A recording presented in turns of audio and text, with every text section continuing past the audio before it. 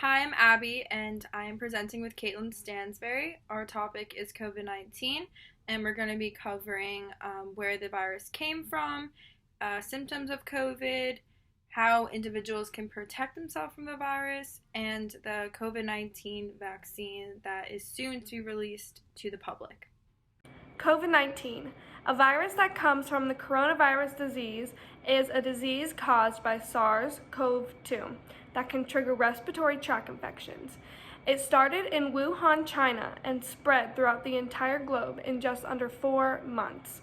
It comes with flu-like symptoms that include fever, coughing, shortness of breath, and difficulty breathing.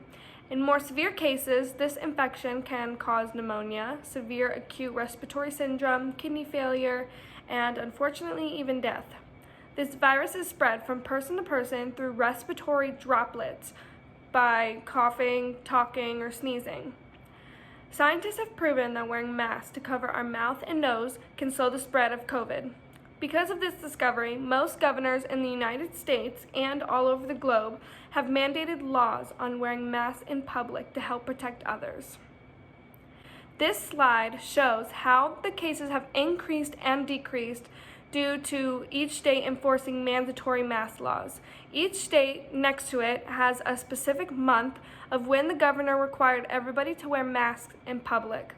These lines show us the number of cases per day in each state. So as you can see, the masks have helped those that were affected by it the most at first.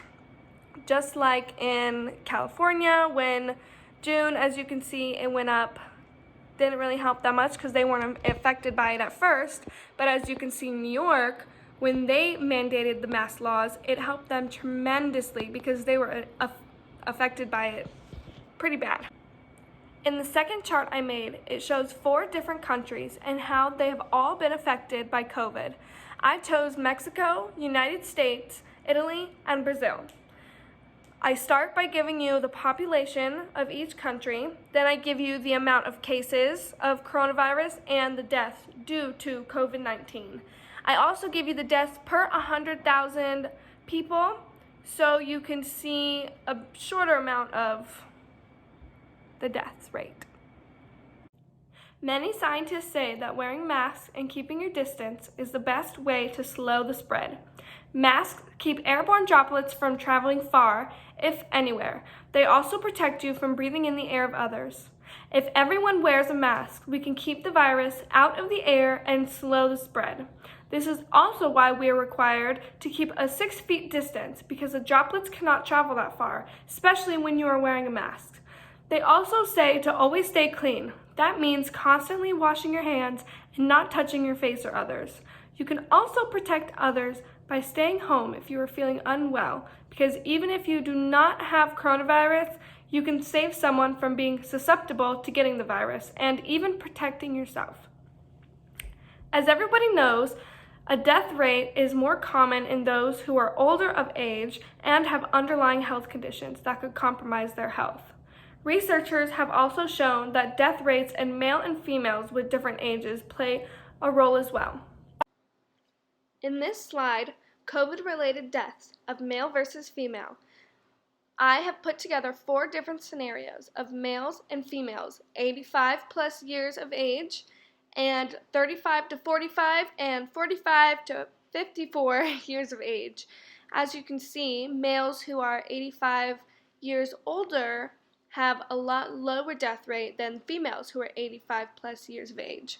And you can also see that males who are 35 to 44 and 45 to 54, the roles reverse. So males have a higher death rate than females do.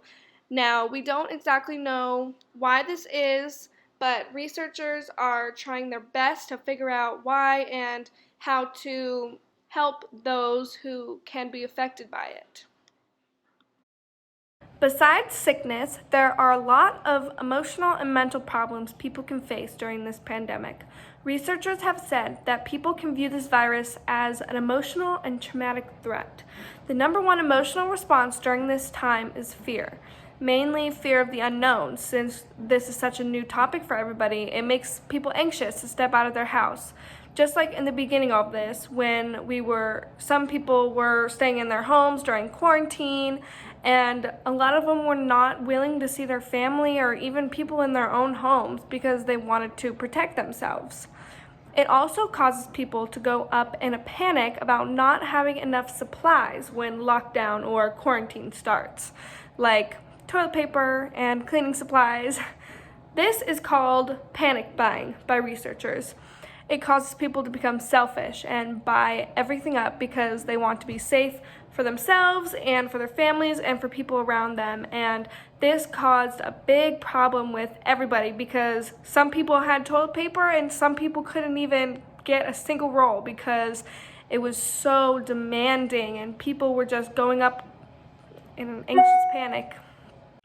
So I'm first going to be covering asymptomatic. What asymptomatic is it just means that you don't show symptoms if you have a disease or a virus active in your body.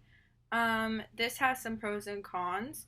One of the cons, especially right now with COVID, is that when you're asymptomatic, you don't show symptoms. So you wouldn't be showing any of the symptoms that comes with COVID. This is not the best thing right now because if you are asymptomatic and you go out, you can be risking getting other people sick and exposing people who are at high risk for contracting COVID.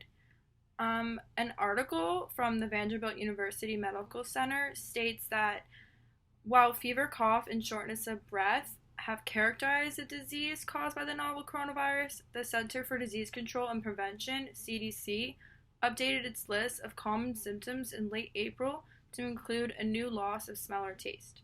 So around 80% of people who tested positive for COVID have lost their sense of smell and taste. They believe that the virus causes an inflammatory reaction inside the nose that can lead to loss of olfactory neurons. And as most of us know, smell is directly related to our taste. So without our smell, we lose our sense of taste. In some cases, this can be permanent, but the neurons can hopefully regenerate so you can get your smell and taste back. Moving on to the COVID-19 vaccine. People everywhere are pretty much wondering when a vaccine for COVID-19 will be released to the public. As of now, there is still ongoing research, but scientists are coming closer to an effective vaccination. The goal they're trying to reach with the vaccine is called messenger RNA vaccine or an mRNA vaccination. These are likely to be some of the first COVID-19 vaccines authorized for use in the United States. So what is the vaccine? Unlike our normal vaccine, which triggers an immune response, when we put a weakened or an inactive germ into our body, the mRNA vaccine works differently. Instead, it teaches our cells how to make a protein or even just a piece of our protein that triggers an immune response inside our bodies.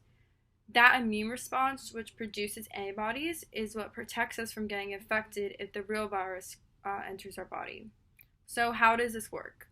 COVID-19 mRNA vaccines give instructions for our cells to make a harmless piece of protein, which is called a spike protein.